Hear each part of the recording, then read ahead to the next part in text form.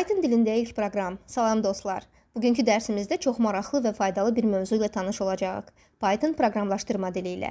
Bəli, bu elə həmin məşhur proqramlaşdırma dilidir ki, bugün dünyanın ən güclü şirkətləri Google, YouTube, NASA və Netflix onu öz sistemlərində istifadə edirlər. Amma narahat olmayın, bu dərsdə biz hər şeyi çox sadə və aydın şəkildə öyrənəcəyik.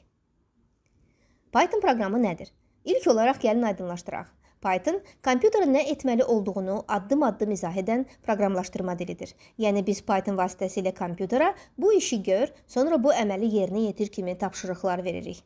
Əgər bunu bir bənzətmə ilə desək, Python bir növ bizimlə kompüter arasında tərcüməçi rolunu oynayır. Biz insan dilində yazırıq, o isə kompüterin başa düşəcəyi formada icra edir. Python kim tərəfindən və necə yaradılıb? Python dili 1989-cu ildə Holland proqramçısı Guido van Rossum tərəfindən yaradılıb. O qarşısına belə bir məqsəd qoymuşdu ki, yeni proqramlaşdırma dili həm sadə, həm də insan üçün oxunaqlı olsun. Bu səbəbdən Python dili bugün dünyada ən populyar və öyrənilməsi asan olan dillərdən biri sayılır. Python harada istifadə olunur? Python demək olar ki, hər yerdə istifadə olunur. Web saytlarının hazırlanması, süni intellekt və maşın öyrənməsi, məlumatların təhlili, oyunların yaradılması, avtomatlaşdırma işləri. Pythonun üstünlükləri: sadə və aydın sintaksis, pulsuz və açıq mənbəlidir, çox yönümlüdür, böyük icması var, çox saylı kitabxanaları mövcuddur. Python hansı şirkətlərdə istifadə olunur? Bəli, uşaqlar. Python proqramlaşdırma dili təkcə məktəblərdə və tədris məqsədləri üçün istifadə olunmur. Bu dilə bu qədər dəyər verilməsinin əsas səbəbi odur ki, dünyanın ən iri və məşhur texnoloji şirkətləri tərəfindən də istifadə olunur. Məsələn, gəlin bir neçəsi ilə tanış olaq. Google.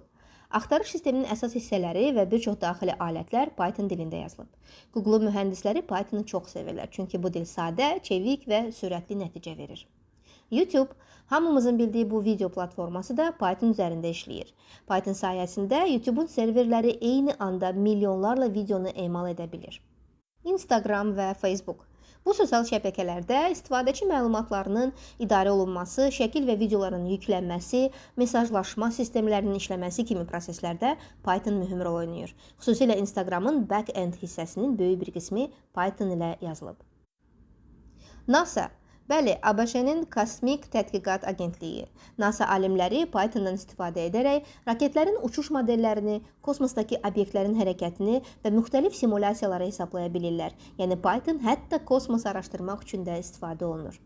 Netflix. Sevdiyiniz filmləri və serialları tövsiyə edən sistemlər də Python alqoritmləri ilə işləyir.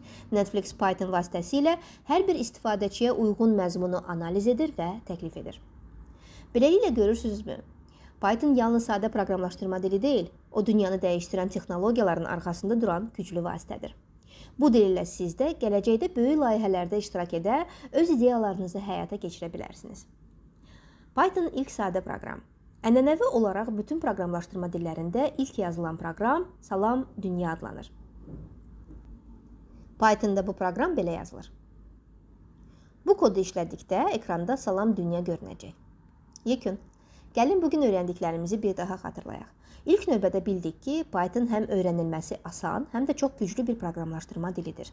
Onun sadə yazılış qaydaları sayəsində hətta proqramlaşdırmaya yeni başlayanlar belə tez bir zamanda öz ilk proqramlarını yaza bilirlər. Biz həmçinin öyrəndik ki, bu dili Guido van Rossum adlı Hollandiyalı proqramçı yaradıb.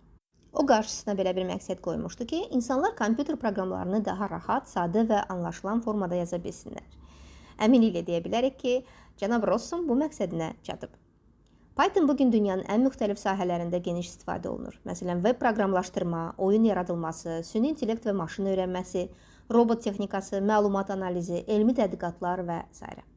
Yəni, bu dili öyrənməklə siz gələcəyin peşələrinə doğru ilk addımı atmış olursunuz. Dərsimizdə biz həmçinin Pythonda ilk proqramımızı yazdıq. Görürsünüzmü?